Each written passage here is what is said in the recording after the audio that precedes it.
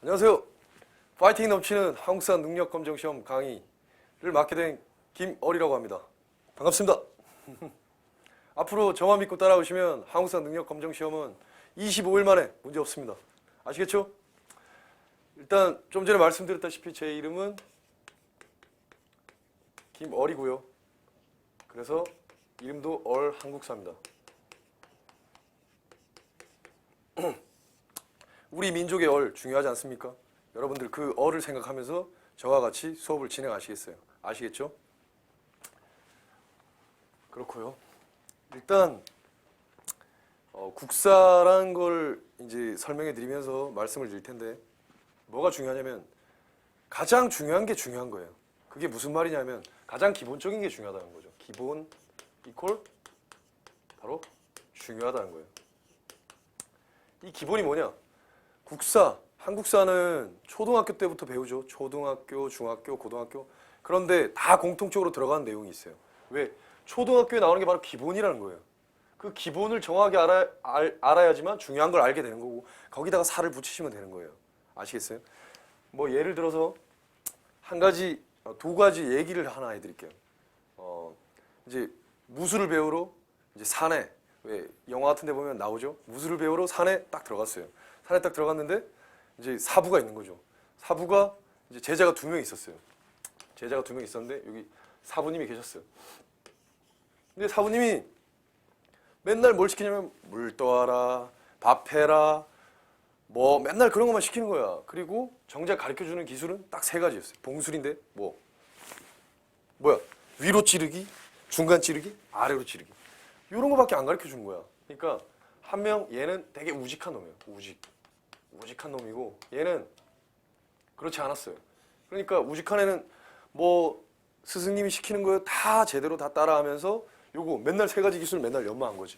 얘도 똑같이 했어요. 똑같이 하다 보니까 실증이 난 거야.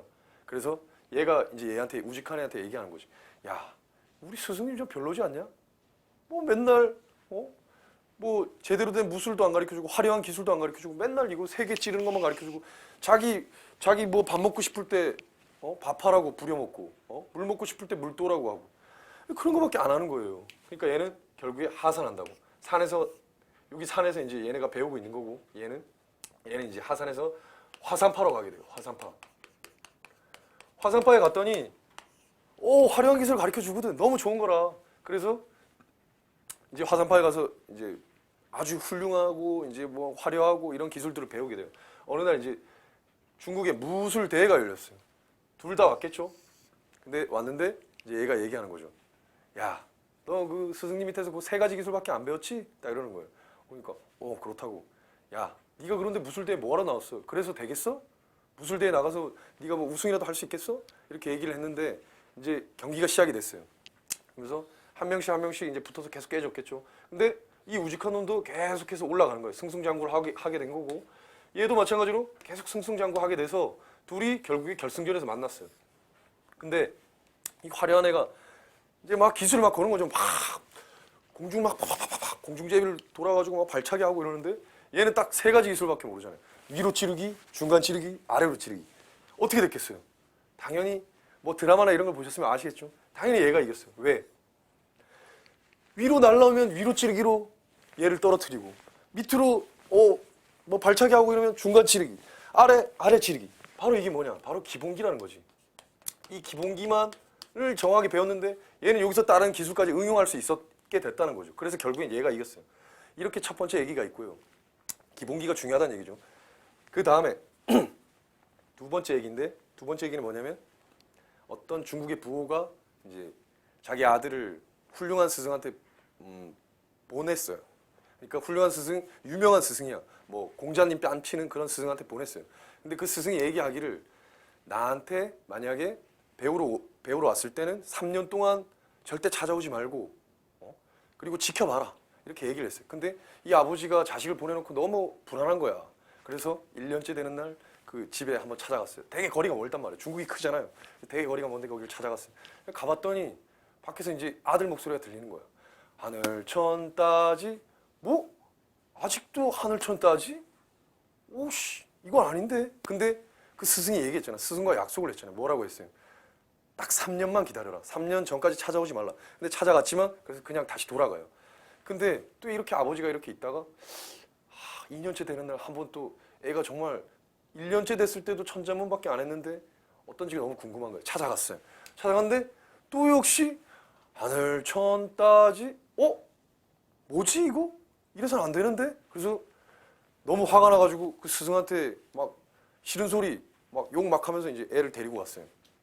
근데 스승의 표정이 별로 안 좋았죠. 그래서 집에 데리고 갔는데 얘가 딱 책을 봤더니 옆에 있는 천자문만 볼 줄 아는 게 아니고 사서성경까지 다 볼 줄 알더라는 거지. 바로 이게 뭐겠어요? 그 이 두 가지 얘기에서 나타내고자 하는 게 뭐겠어요? 바로 좀 전에 썼던 기본 이퀄 중요한 거다. 제 강의의 교환을 보시면 알겠지만 다 어떻게 돼 있습니까? 다 요약한 형태로 나와 있죠. 그런데 이 요약한 형태만 봐서 되겠어? 된단 말이에요. 제가 쓴 교재는 일단은 국정교과서를 토대로 했고 거기다가 수많은 자료를 압축을 시켜서 뭐 기출문제라든가 모든 걸 압축시켜서 만든 자료이기 때문에 여기를 웬만큼 벗어나는 게 없다고 생각하시면 돼요. 예를 들어서 여러분들 한국사 능력검정시험 몇 점 맞아야 돼요? 70점 이상 맞아야 되죠.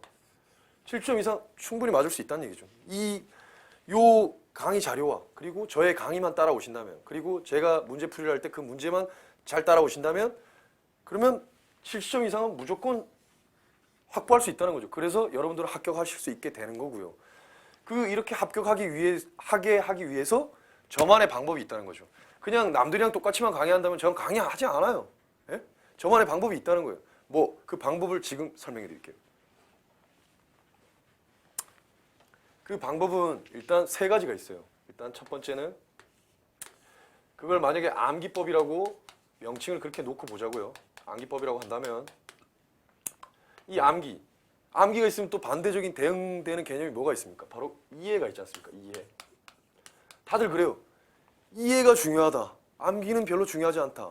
그런데 정작 어떤 강사의 강의를 듣고 난 다음에 여러분들이 책을 볼 때 어때요? 암기를 해야 되잖아요. 맞죠? 암기를 안 하는 사람 없다고요. 그렇게 따진다면 암기와 비교했을 때 이해는 뭐다? 사치다. 암기와 비교했을 때 물론 이해도 중요하고 암기도 중요해요.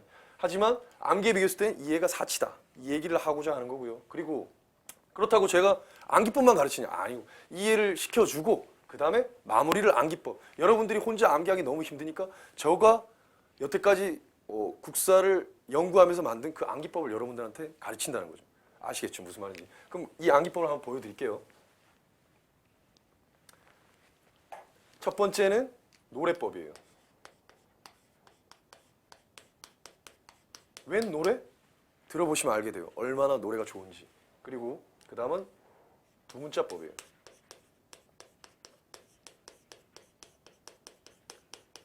두문자법. 지금 시중에도 이런 방법들을 타 과목도 이런 방법들을 쓰는 분들이 많이 있어요. 근데 저의 두문자법은 남들의 두문자법과 달라요. 왜? 뭔가 말이 된다는 거죠. 논리적으로 말이 된. 다른 두문자법 같은 경우 제가 한번 그런 걸 본 적이 있어요. 어떤 수험생이 공부를 하는데 전혀 말이 되지도 않고 논리에도 맞지 않은 그런 걸 무작정 외우고 있더라는 말이지. 그럴 거면 차라리 책을 여러 번 보는 게 낫죠. 그렇기 때문에 제가 이 방법을 만들었고요. 그 다음에 세 번째는 속문자. 이 속문자라는 건 저만의 전매 특허의 방법인데 이런 방법을 가진 사람 거의 없어요. 그래서 이 방법들에서 간단히 설명을 해드리자면 노래법을 일단 설명해 드릴게요.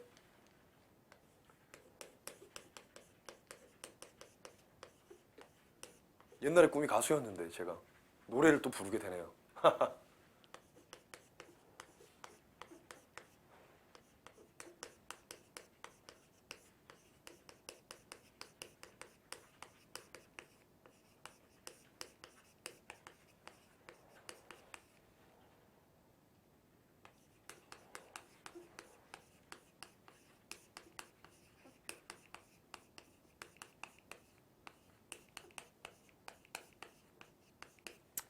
자, 보여드릴게요.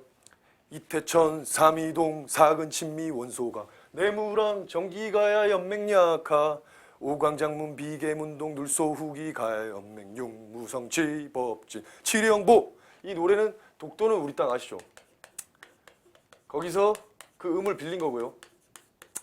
그래서 이게 어떻게 노래법이 어떻게 수험에 적용이 되느냐 보여드릴게요. 여기서 이것은 태조왕, 고국천왕, 고이왕, 동천왕, 근초고왕, 침류왕, 미천왕, 고국원왕, 소수림왕, 광개토대왕, 내물왕 이렇게 나오는 건데 여기서 어떤 한 가지 사건을 말씀드리면 4세기 때 가장 중요한 사건이라고 할 수 있는 사건인데 일단 지도를 한번 보여드릴게요.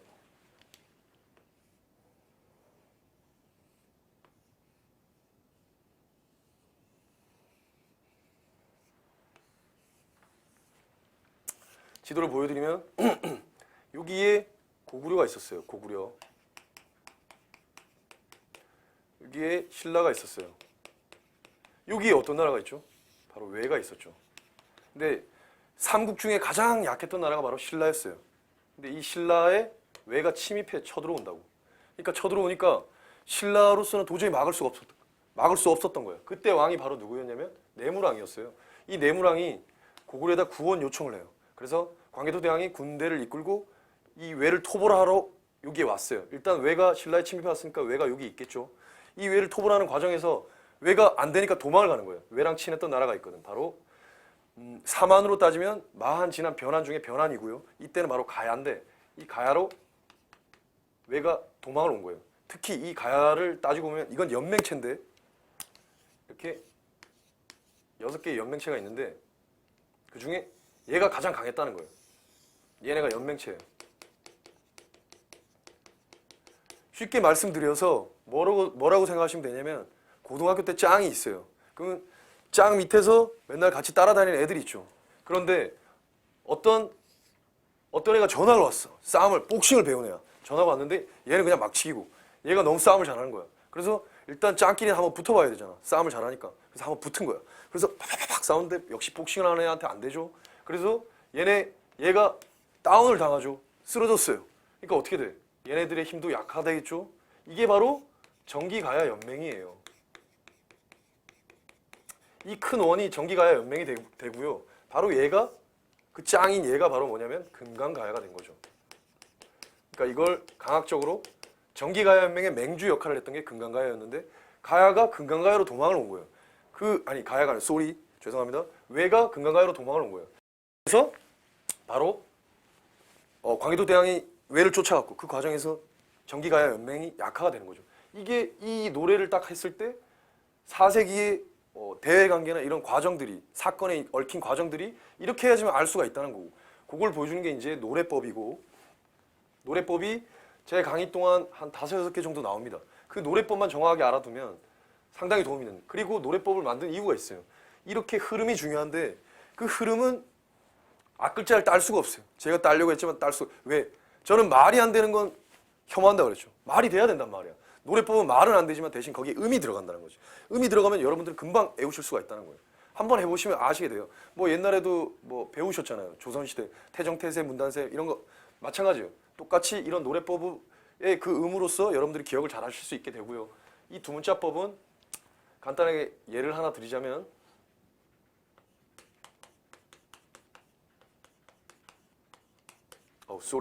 죄송합니다. 제가 제일 샘플로 보여줄 때 맨날 제일 많이 쓰는 거예요. 제 아들 이름이 들어가 있어서 그런가?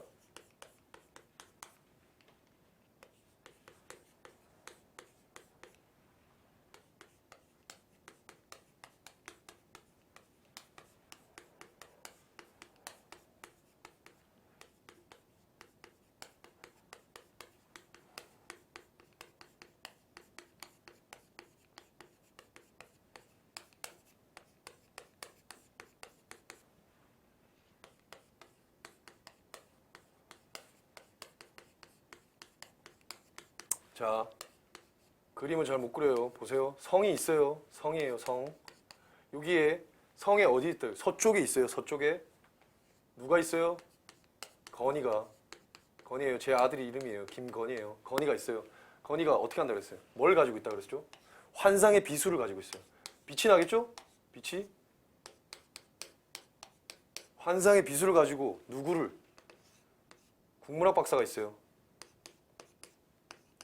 이 사람들은 국문학 박사예요.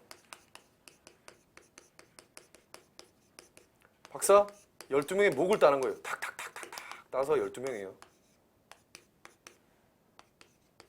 목을 따고 미안하니까 어떻게 해요? 향을 피우죠. 향을. 그죠? 이런 내용이고요. 말이 된다는 거죠. 쉽게 미리 말씀을 드리자면 아인슈타인 아시죠?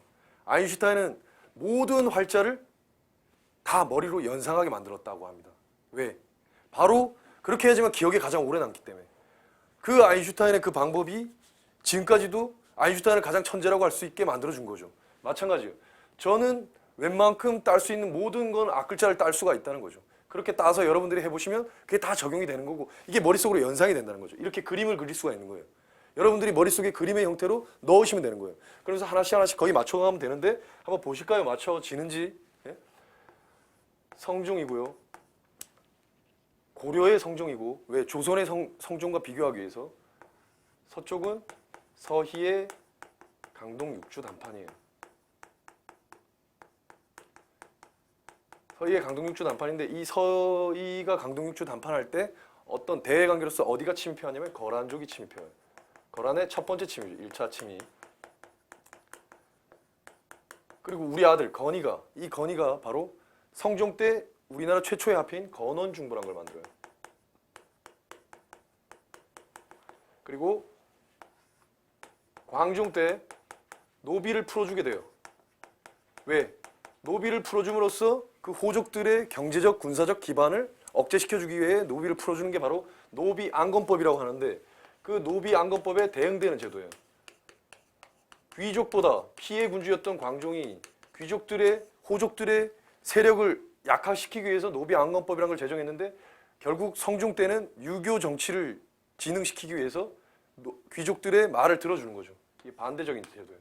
노비한천법은 무슨 제도냐면 그 풀어줬던 노비들 중에 만약에 막 욕하는 다시 원래 있던 주인을 막 욕하는 사람들이 있는 거야. 그런 노비들은 다시 원 주인한테 복귀시키는 거예요. 그게 바로 노비한천법이고요. 요거는 바로 상평창. 저는 때로는 조사도 앞글자에 들어가요. 의도 조사잖아요. 맞죠? 의는 의창. 그리고 비서성, 수서원. 비서성은 개경에 설치했고요. 수서원은 분사제도라고 해서 서경, 태조 왕건이 서경 북진 정책에 반영한 결과 서경을 중시 여기는데 그 서경에 왕립 도서관을 하나 똑같은 걸 또 지어놓는 거죠. 그게 수서원이고 그걸 분사제도라고 하고 그리고 국은 당나라의 제도를 모방해서 이성육부를 설치하게 되는데 그 이성육부에 우리나라 지금으로 얘기하면 대학과 같은 국자감을 설치하게 되고요. 그리고 문신들의 숙제를 내준 거야. 왜? 얘네가 얼마나 유학을 제대로 공부하고 있는지. 그게 바로 문신월가법이고요. 이 학박사는 경학박사, 의학박사를 지방에 파견하는 거고. 이게 뭐냐면 향교의 전신이라고 해요. 이걸 어떤 책에서는 향교라고 보기도 하는데 이거는 좀 논란의 소지가 있는 거고 좀 상대적으로 보셔야 될 필요가 있고요. 그리고 마지막 향을 피우다. 이때는 향교가 물론 들어갈 수도 있겠지만 이때는 향리제도. 원래 호족, 고려가 처음 시작했을 때는 호족 정치란 말이에요. 그 호족들을 아까 옛날에 초기 국가 때 마가, 우가, 저가, 구가가 왕을 하나 만들어 놓고 얘네가 나중에 중앙 집권 국가가 되면서 어떻게 신하로 편입이 되듯이 처음에 호족들의 힘을 빌어서 왕건이 고려를 건국하게 됐고 그 호족들을 나중에 통제하기 위해서 그들을 신하의 형태로 귀속시키는 거죠. 그래서 그걸 향리제도라고 하고 이게 보시면 이게 벌써 업적이 몇 개예요? 하나, 둘, 셋, 넷, 다섯, 여섯, 일곱, 여덟, 아홉, 열하나? 하나 빠뜨렸네. 죄송합니다. 바로 이거 중요한 건데 12목이라고 해서 이때는 최승로라는 사람이 있어요. 최승로가 시무 28조를 건의하면서 지방 청컨대 외관을 두소서. 왜? 뭐겠어요? 왕이 사는 거기 수도 외 바로 지방이겠죠. 지방 공무원을 두라는 거예요. 지방관을 두라는 거예요. 지방관.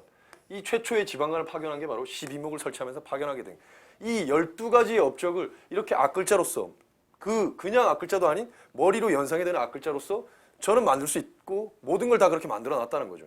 여러분들은 나중에 이 앞글자에다가 앞글자만 머릿속으로 연상을 할 게 만들어 놓으시고 그 다음에 그 세부적으로 하나씩 거기다 대응을 시키시면 그 업적이 그냥 나온다는 거지. 여러분들이 이것만 아시면 여러분들이 책 한 권도 쓰실 수가 있어요. 왜? 이걸 다 아니까. 맞잖아요. 맞죠? 그렇게 해서 만약에 모르시면 그 부분을 보시는 거예요. 아, 뭐였지? 아, 서가 뭐였지? 아, 서희가 강동육주 단판. 아, 오케이. 그러면 하나씩 알아가시는 거고 나중에 이걸 절대 잊어버리지 않게 되신다는 거지. 아시겠죠? 이게 두문자법이고요. 그 다음 끝으로 속문자법. 속문자법은 말 그대로 문자 속에 무언가가 들어간다는 거죠. 예를 들어서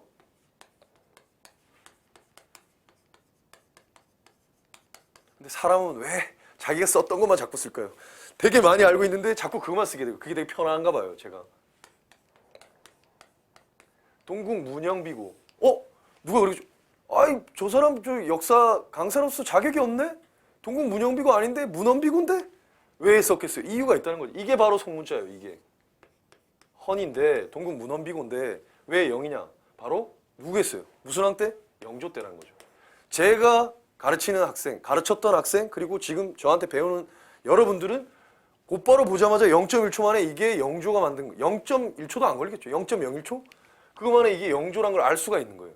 이런 것들이 또 만들어진 게 여러 가지가 있고요. 뭐 또 예를 들어서 대한제국, 근현대사에서 대한제국이 있어요. 대한제국에서 법을 반포하는데 그걸 뭐라고 하냐면 대한국 국제라고 해요. 이거 어떻게 만드냐? 자, 대한국 국제에서 국 있죠? 기억을 빼봐요. 기억을 빼면 어떻게 돼요? 구구 되죠. 구구. 뭐지? 바로 1899년이라는 거. 아시겠죠? 저한테 배운 학생들이 이게 당연히 1899년인 거 알게 된다고. 저는 연도는 별로 안 가르치지만 근현대에서는 연도를 많이 알 필요가 있거든요. 그 바로 요것만 빼면 1899년이라는 거 알 수 있다는 거죠. 이게 바로 속문자 방법입니다. 그러니까 암기를 여러분한테 맡기는 게 아니라 저는 암기를 대신 해드려요. 제가 가르쳐준 그 암기법만 딱 아신다면 항수사 능력 검정 시험 중급 70점 이상 문제 없습니다. 그리고 또한 이렇게 방법을 만든 이유가 뭐겠어요?